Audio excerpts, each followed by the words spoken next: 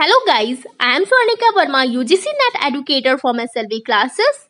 Today we are going to discuss MCQs based on research methodology for PhD entrance and NTA UGC NET JRF. Guys इस video में हम discuss करेंगे research methodology के questions जो कि 1000 questions के कुछ पार्ट इस वीडियो में कराए गए हैं। 1000 क्वेश्चंस में part by part video upload करूंगी, उसमें जाके आप सर्च करके देख सकते हैं। ओके, और ये वीडियो जो भी अपलोड होगा वो रिसर्च मैथडोलॉजी पर टोटली बेस्ड होगा, जो कि आपको हेल्प करेगा पीएचडी एंट्रेंस के लिए और एनडीए यूजीसी नेट जेआरएफ के लिए। Okay guys, and if you like my video, अगर आपको मेरी वीडियोस पसंद आती है तो आप उसको लाइक करें, शेयर करें और सब्सक्राइब करना ना भूलें। ओके गाइस, और अगर आपको मुझसे कांटेक्ट करना है तो आप मुझे फेसबुक पेज पर भी फॉलो कर सकते हैं और मेरे फेसबुक ग्रुप को भी ज्वाइन कर सकते हैं। और अगर कोई डायरेक्ट मेल्स वगैरह करने हैं तो आप uswarnika@gmail.com में मुझसे कुछ भी पूछ सकते हैं। इंस्टाग्राम पर भी मुझे फॉलो कर सकते हैं, जिससे क्या होगा कि आप मेरे कांटेक्ट में बने रहेंगे। Okay guys, now guys come to question 226। While writing research report a researcher, जब रिसर्च रिपोर्ट लिखते हैं तो रिसर्चर को क्या यूज़ करना चाहिए और क्या यूज़ नहीं करना चाहिए। सो must not use the numerical figure in numbers in the beginning of a sentence, must arrange it in logical, topical and chronological order. Option C, must compare his result with those of the other studies. So right option हो जाएगा option D. देखते हैं all of the above में क्या है। एक researcher को क्या करना चाहिए और क्या नहीं करना चाहिए जब भी रिसर्च रिपोर्ट लिखा जाता है, तो उसको न्यूमेरिकल फिगर्स को नहीं यूज़ करना चाहिए बिगिनिंग ऑफ द सेंटेंस, यानी सेंटेंस के शुरुआत, वाक्य के शुरुआत में उसको न्यूमेरिकल फिगर्स को यूज़ नहीं करना चाहिए। ओके, नाउ नेक्स्ट क्या है, must arrange it in logical, topical and chronological order, और उसको कैसे अरेंज करना चाहिए, लॉजिकल तरीके से, टॉपिकल तरीके से एंड क्रोनोलॉजिकल ऑर्डर में। ओके, नाउ थर्ड में क्या है, option C, must compare his result with those to the other studies, और जो लास्ट में रिजल्ट आता है अपने स्टडीज को दूसरे स्टडीज से कंपेयर करना जरूरी है। ओके, सो राइट ऑप्शन हो जाएगा all of the above. Now guys come to question 227. The per capita income of India from 1950 to 1990 is 4 times. This study is social, horizontal, longitudinal and factorial. Okay, so question में guys क्या बोल रहा है कि जो per capita income है India की 1950 यानी 1950 से लेके 1990 तक वो 4 गुना बढ़ गई है। इस स्टडी को क्या बोलेंगे? तो क्वेश्चन से ही देख के समझ में आ रहा है इन दोनों में डिफरेंस कितने साल का है, 40 ईयर्स का, 40 साल का डिफरेंस है ना। तो ये एक तरीके से बहुत ज़्यादा लंबे समय तक चलने वाली स्टडी हो गई। और मैंने बताया था पहले कि जो लंबे समय तक जो स्टडी चलती है उसको क्या बोलते हैं, लॉन्गिट्यूडनल स्टडी बोलते हैं। सो राइट ऑप्शन हो जाएगा ऑप्शन सी, लॉन्गिट्यूडनल स्टडी, यानी जब भी per capita income of India की बात करेगा बहुत लंबे समय तक, तो उस स्टडी को लॉन्गिट्यूडनल स्टडी बोलेंगे। Now guys come to next question 228। If you are doing experiment on a large group of sample, which method of controlling will you adopt?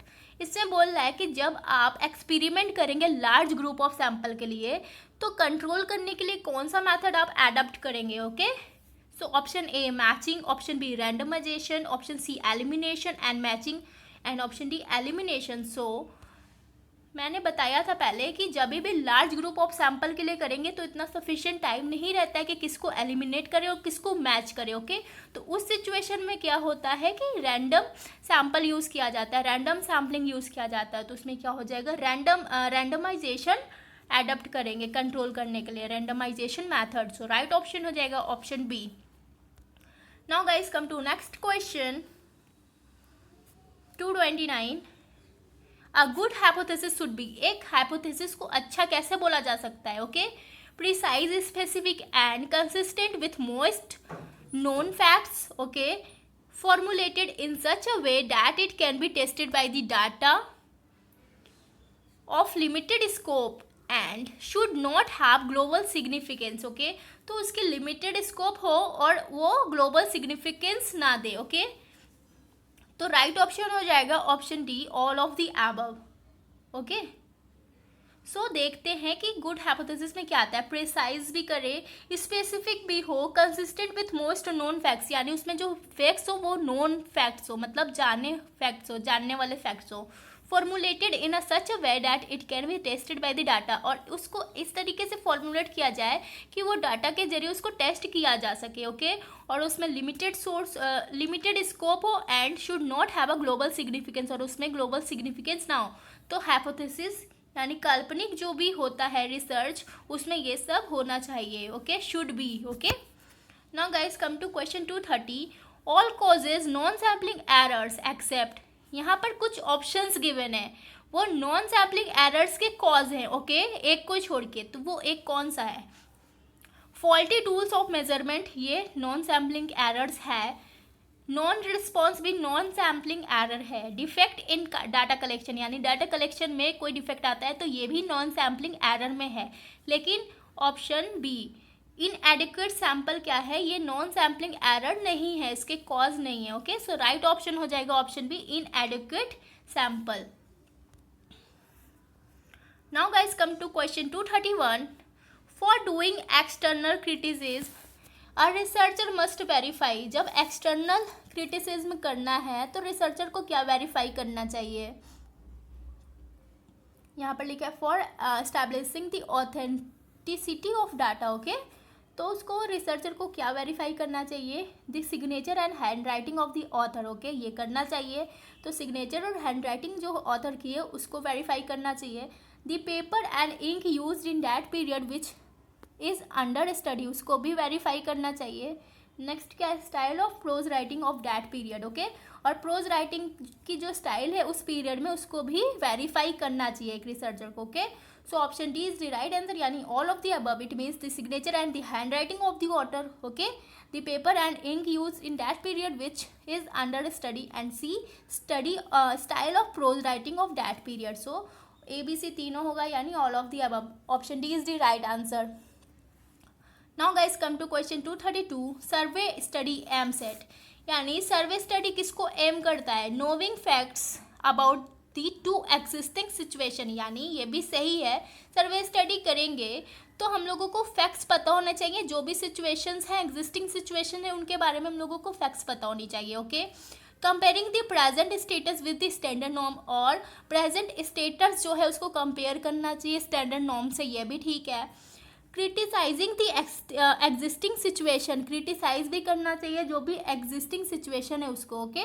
लेकिन identify the mean of improving the existing situation, option point 4 यहाँ पर नहीं होगा, okay, यानी option B 1 2 3 is the right answer. यानी knowing facts about the to existing situation, comparing the present status with the standard norms and criticizing the existing situation, यानी survey study M set 1 2 and 3, option B is the right answer. Now guys come to question 233। The historical research is different from experimental research in the process of, it means historical research जो है experimental से different है, कौन से process में, option A replication, option B the formulation of the hypothesis, option C the hypothesis testing, and option D all of the above. So किस process में है, तो option D is the right answer, यानी all of the above. Replication में भी है, the formulation of hypothesis में भी है, एंड हाइपोथेसिस टेस्टिंग में भी है, यानी हिस्टोरिकल और एक्सपेरिमेंटल में यही अंतर है इस प्रोसेस में, ओके। रेप्लिकेशन में भी फॉर्मुलेशन जब करते हैं किसी भी हाइपोथेसिस का उसमें भी, और हाइपोथेसिस टेस्टिंग करते हैं उसमें भी, ओके। सो राइट ऑप्शन हो जाएगा all of the above. Now guys come to question 234। A research problem is feasible only when, research problem की संभावना कब होती है, संभव कब होता है वो, it is researchable, it is new and add something to knowledge, it has utility and relevance, all of these. तो research problem feasible only when it is researchable, मतलब वो रिसर्च हो सकता है, इट इज़ न्यू मतलब वो new knowledge देता है और उसमें कुछ भी ऐड कर सकते हैं नॉलेज के लिए, ओके। इट हैज़ यूटिलिटी, उसके अंदर यूटिलिटी होती है, और एंड रिलेवेंस भी होता है। तो research problem is feasible only when all of the above is occur, यानी ये तीनों ही चीज़ जब होंगे तो रिसर्च प्रॉब्लम जो है फिजिबल होगा, okay.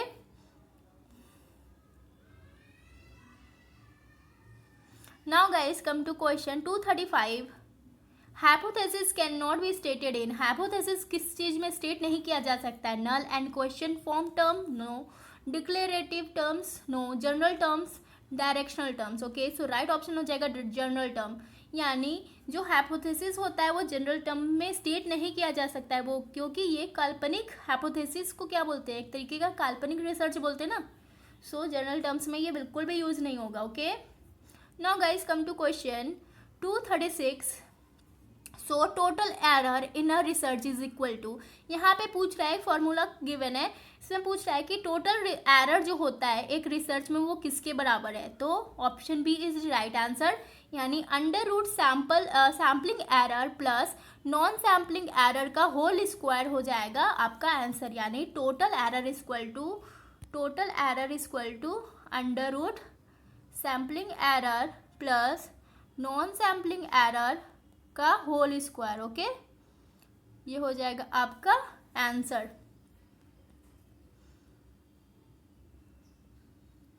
Now guys come to question 237. The validity and reliability of a research will be at stake when. जो वैलिडिटी है और उसकी रियलिबिलिटी है वो कब होती है स्टेक रिसर्च में? तो ऑप्शन देखते हैं. The author who is the source of information is biased, incompetent and dishonest. जब ऑथर क्या है, सोर्स ऑफ किसी भी इंफॉर्मेशन का जो सोर्स होता है ऑथर, वो बायस्ड हो जाए, इनकम्पिटेंट हो जाए, डिसऑनेस्ट हो जाए, यानी ईमानदार ना हो. Option B, the incident was reported after a long period. यानी बहुत समय बाद जो इंसिडेंट है वो रिपोर्ट किया जाए फ्रॉम द अकरेंस, यानी उसके अकरेंस से. Option C, the researcher himself is not competent enough to draw logical conclusion. और रिसर्चर जो है वो खुद ही नहीं कम्पिटेंट कर पाए कि वो लॉजिक को कंक्लूड कर सके, जो भी लॉजिकल कंक्लूजन है उसको ड्रॉ कर सके. Okay, so option D is the right answer, यानी all of the above. Okay guys, so right option हो जाएगा ऊपर का तीनों, ए बी सी तीनों ही ऑप्शन सही हैं, यानी all of the above. The validity and the reliability of a research will be at stake when the author who is the source of information is biased, incompetent or dishonest. Okay, the incident was reported after a long period of a time from that of its occurrence, and the researcher himself not competent enough to draw the logical conclusion. Okay, so right option हो जाएगा option D. Now guys come to question 238. Seeing a very big rally, it was reported that GD will win the election. The conclusion was based on. यहाँ पर क्या बात कर रहा है guys? यहाँ पर बिग रैली की बात कर रहा है ना. ये एक तरीके से ग्रुप हो गया. सो ग्रुप का कौन सी सैम्पलिंग में आता है? मैंने बताया था कि ग्रुप जब भी बात होगा तो वो क्या हो जाएगा, क्लस्टर सैम्पलिंग. तो ये क्या हो गया, option B is the right answer, यानी cluster sampling. The conclusion was based on cluster sampling. Okay,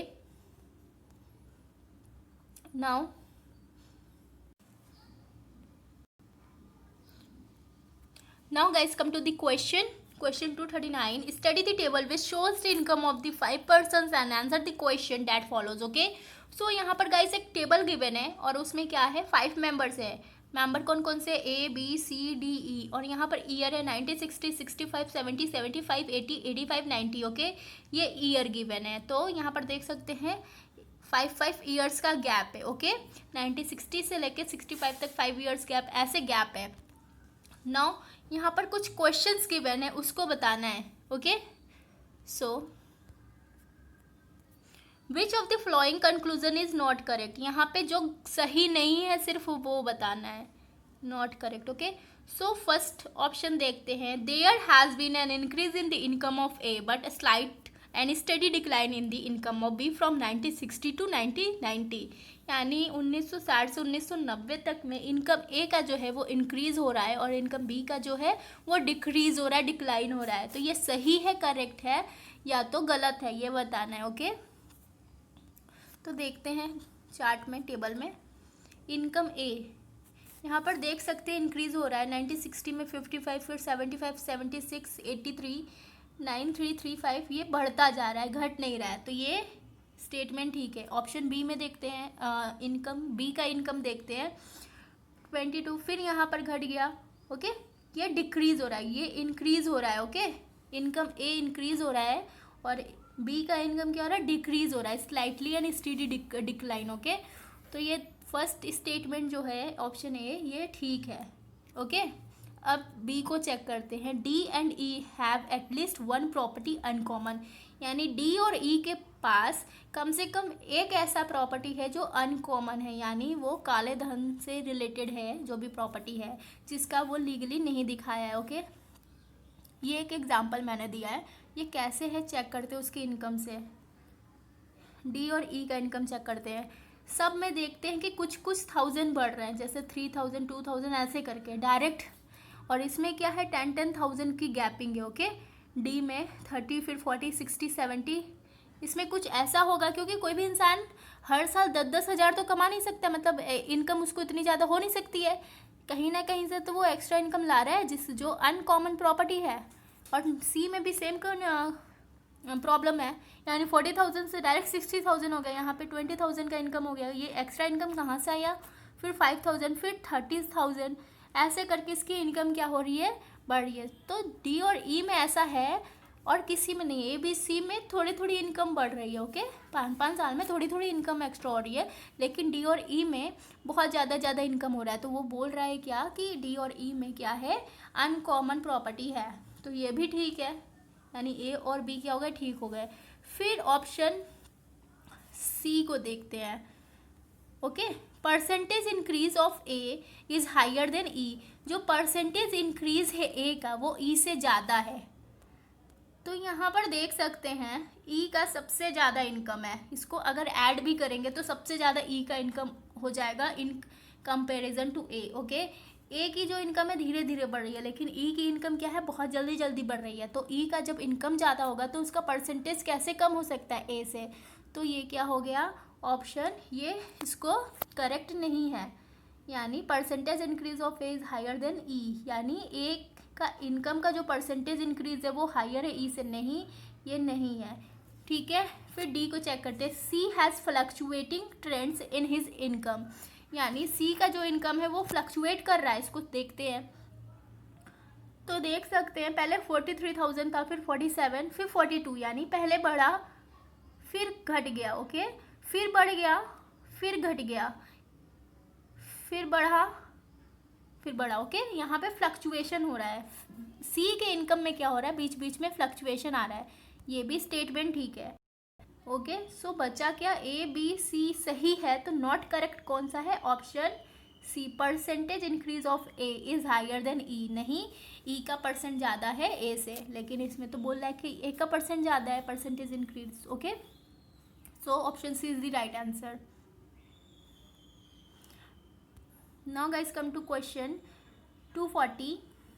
The review of the related study is important while undertaking a research because अगर कोई research करने जा रहे हैं तो उससे रिलेटेड जो भी स्टडी है उसका रिव्यू करना बहुत ज़रूरी है।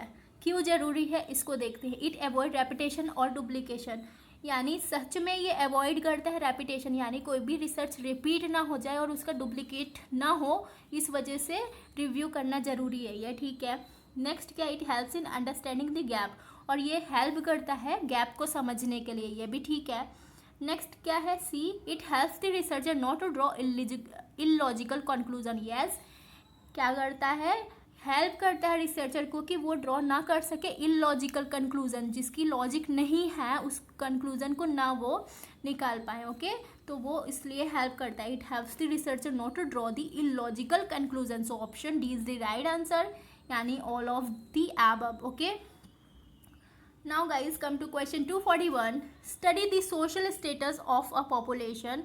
A researcher concluded that Mr. X is socially backward. His conclusion is, यहाँ पर एक रिसर्चर है जो पॉपुलेशन को स्टडी कर रहा है और उस पॉपुलेशन के सोशल स्टेटस को वो स्टडी कर रहा है। ओके, फिर वो लास्ट में क्या कंक्लूजन निकाल रहा है कि जो मिस्टर एक्स है वो सोशली बैकवर्ड है। ओके, ये उसने कंक्लूजन निकाला है स्टडी करके सोशल स्टेटस को देखते हुए।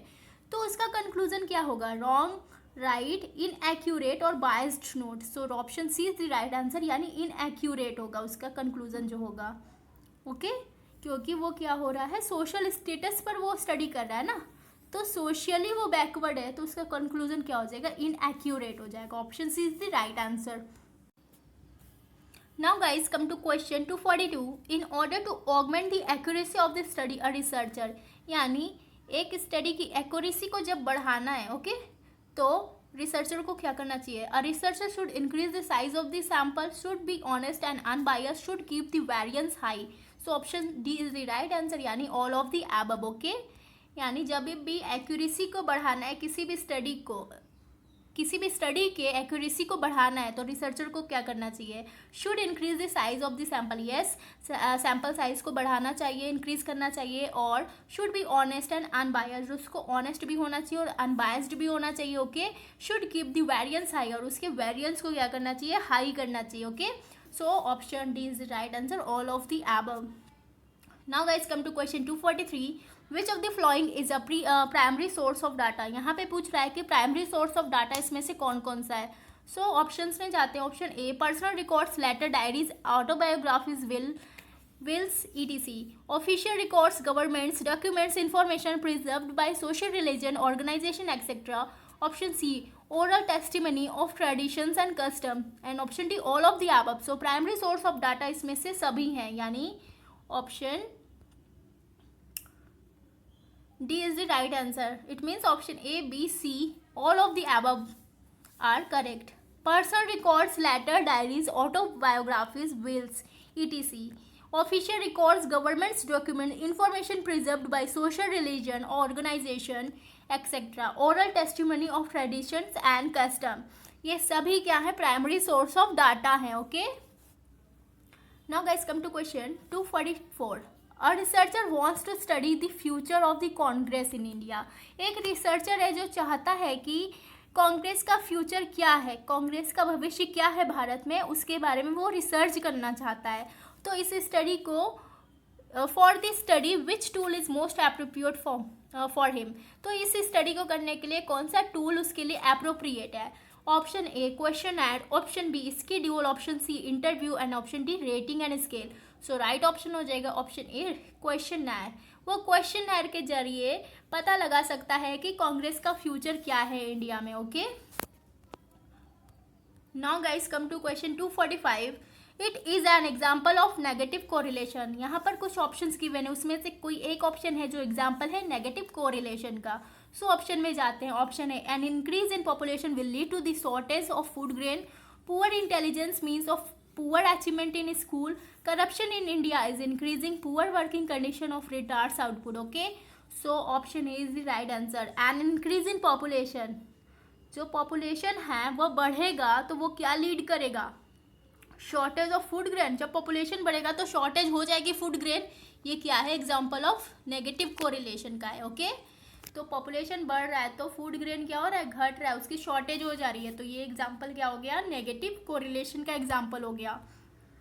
Now guys come to question 246. The other name of independent variable for an experiment research is. Independent variable का अदर नेम क्या है? दूसरा नाम क्या है एक्सपेरिमेंटल रिसर्च के लिए? Option A, treatment variable. Option B, experimental variable. Option C, manipulated variable. And option D, all of the above. So right option हो जाएगा option D, all of the above. यानी इंडिपेंडेंट वेरिएबल को treatment variable भी बोल सकते हैं, experimental variable भी बोल सकते हैं, एंड मैनिपुलेटेड वेरिएबल भी बोल सकते हैं, okay. So option D is the right answer. Now guys come to question 247. Which of the following is not the characteristic of research. इसमें से ऐसा कौन सा है जो रिसर्चर का कैरेक्टरिस्टिक्स नहीं है? Option A, he is a specialist rather than a generalist. ये है. Option B, he is industrious and persistent on the trial of discovery. वो मेहनती भी होना चाहिए और जिद्दी भी होना चाहिए अपने डिस्कवरी के लिए, ओके. यस, ये भी होना चाहिए, उसके अंदर होना चाहिए. कैरेक्टरिस्टिक्स है. He is not inspirational to his chosen field but accept the reality. अगर वो अपने चूजन फील्ड यानी जो फील्ड उसने चूज़ किया उसके लिए इंस्पिरेशनल नहीं है, लेकिन वो रियलिटी को एक्सेप्ट कर रहा है, तो ये भी कैरेक्टरिस्टिक्स है रिसर्चर का. Option D, he is not versatile in his interest and even in his native abilities. तो ये क्या है? ऑप्शन डी है जो कैरेक्टरिस्टिक्स नहीं है, not the characteristics of researcher, okay. तो रिसर्चर वर्सटाइल नहीं होना चाहिए अपने इंटरेस्ट में and in his native abilities. Okay, तो option D is the right answer, मतलब ये कैरेक्टरिस्टिक्स नहीं है रिसर्चर का। Now guys come to question 248, bibliography given in a research report. Bibliography जो होता है किसी भी रिसर्च रिपोर्ट में, वो क्या हेल्प करता है? Helps those interested in further research and studying the problem from another angle, make the report authentic. Option B, option C, option both A and B are correct, option D none of the above. So इसमें से correct answer क्या हो जाएगा? Both A and B are correct. It means helps those interested in further research, यानी कोई भी researcher interested है उस स्टडी में तो उस बिब्लियोग्राफी को देखेगा तो उससे रिलेटेड उसको जानकारी मिलेगी और उसको पता चलेगा, अलग तरीके से उसको प्रॉब्लम को फेस करने का तरीका पता चलेगा। यानी study the problem from another angle, यानी हर लोग की थिंकिंग अलग होती है, थॉट्स अलग होते हैं, तो वो प्रॉब्लम भी अलग तरीके से ट्रीट करता है। तो अगर वो किसी भी न्यू रिसर्च का बिब्लियोग्राफी देखेगा, मतलब रिसर्च रिपोर्ट देखेगा, किसी भी रिसर्च रिपोर्ट के अंदर बिब्लियोग्राफी देखेगा तो उसको पता चलेगा और स्टडी करेगा दी प्रॉब्लम फ्रॉम अनदर एंगल, मतलब उसी प्रॉब्लम को वो दूसरे साइड से स्टडी करेगा। ओके, और इंटरेस्टेड कैंडिडेट को, इंटरेस्टेड रिसर्चर जो होते हैं उसको वो हेल्प करेगा। मेक द रिपोर्ट ऑथेंटिक, अगर वो बिब्लियोग्राफी की हेल्प लेगा किसी भी रिसर्च रिपोर्ट से तो वो जो रिपोर्ट बनेगी वो ऑथेंटिक बनेगी। Okay, so option C is the right answer. It means option A and B. Now guys come to question 249. Collective psychology of the whole period is a theory which can explain all the phase of historical development, means the psychology of the whole society, means the psychological approach of the data collection, and option D all of the above. So इसमें से all of the above नहीं होगा, so right option हो जाएगा option A, can explain all phase of historical development. वो क्या करता है? सारे हिस्टोरिकल डेवलपमेंट के फेज को एक्सप्लेन करता है। ओके, कौन करता है? Collective psychology of the whole period, जो कलेक्टिव साइकोलॉजी होता है एक थ्योरी का होल पीरियड का, वो एक्सप्लेन करता है सारे फेज को हिस्टोरिकल डेवलपमेंट के। Okay, now guys come to last question, if the sample drawn does not specify any condition about the parameter of the population it is called. फिर से question देखते हैं। क्वेश्चन में बोल रहा है कि if the sample drawn does not specify any condition, यानी जो सैम्पल ड्रॉ किया जा रहा है वो कोई भी कंडीशन को स्पेसिफाई नहीं कर रहा है about the parameter of the population, यानी किसके बारे में? जो भी पॉपुलेशन की पैरामीटर है उसके बारे में। ओके, सो उसको क्या बोलेंगे? Selected statistics, distribution free statistics, census और none of the above. So option B is the right answer, यानी डिस्ट्रीब्यूशन फ्री स्टैटिस्टिक्स। जो सैम्पल ड्रॉ होता है नॉट स्पेसिफाई जो करता है, मतलब स्पेसिफाई नहीं करता किसी भी कंडीशन को। Okay, about the parameter of the population, यानी पॉपुलेशन के पैरामीटर को वो स्पेसिफाई ही नहीं कर रहा है वो सैम्पल जो भी ड्रॉन किया जा रहा है, तो उसको क्या बोलेंगे? Distribution free statistics. Okay, so right option हो जाएगा option B, distribution free statistics. Thank you guys for watching my video. If you like my video please like, share, comment and subscribe and follow me on Instagram. अगर आपको videos पसंद आती है तो आप उसे लाइक करें, सब्सक्राइब करें एंड शेयर करना ना भूलें।